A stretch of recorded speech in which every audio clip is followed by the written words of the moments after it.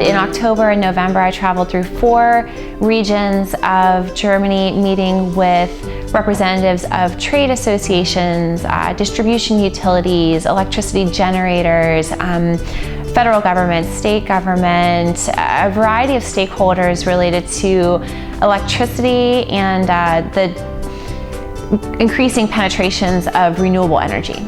Conversations around renewable energy increasingly turn to the example set in Germany through the energiewende, or energy transition, which sets forth a number of aggressive goals around energy efficiency, greenhouse gas reductions, and renewables. But because of Germany's feed-in tariff, which compensates homeowners or businesses who have solar or wind that's feeding energy into the electricity grid, because of that particular policy, they've had a huge increase in solar generation. We understand that the science is very clear that we need to reduce greenhouse gas reductions and quickly by the middle of this century to prevent irreparable harm from climate change.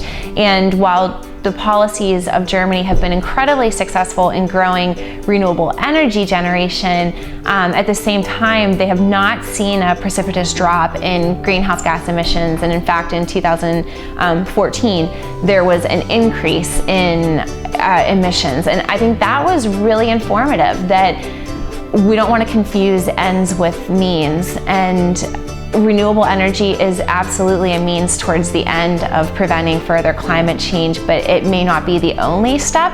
So I think in the US, and particularly here in Pennsylvania, we need to be thinking more about a coordinated strategy of all the different pieces of the puzzle that get us to where we need to go. We need to be careful that programs and policies we're putting in place today don't have the unintended effect of locking us into certain pathways or choosing winners and losers, but rather that we're thinking in a more coordinated way of how to get to greenhouse gas emission reductions that are on a timeline that's sufficient.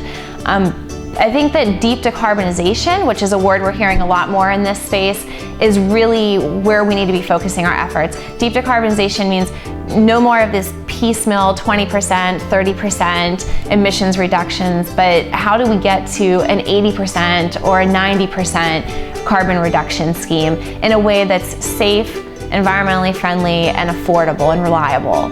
So we're thinking a lot about how do you get people out of their silos. Instead of focusing 100% on renewables, 100% on nuclear, 100% on fossil fuel strategies, how do we get all of these groups thinking together about what piece they each play in the future of Pennsylvania moving forward? And that might even include things like carbon capture and storage, nuclear generation. Electricity prices are, for a variety of reasons, less of a big deal for Germans than they are for Americans.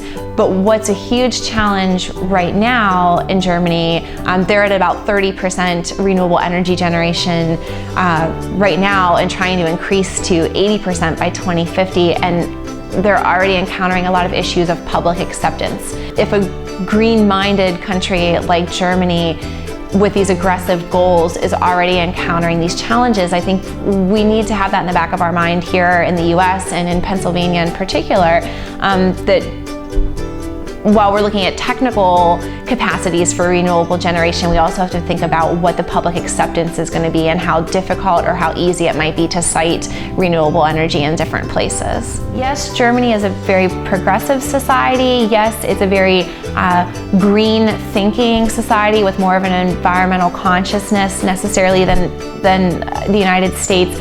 But when it comes right down to it, investment decisions are made based off of dollars and cents. It's a long journey. The end goal of this process is 2050, and any long journey will encounter bumps in the road, but there have been incredible successes as well. So it's a great model to look at.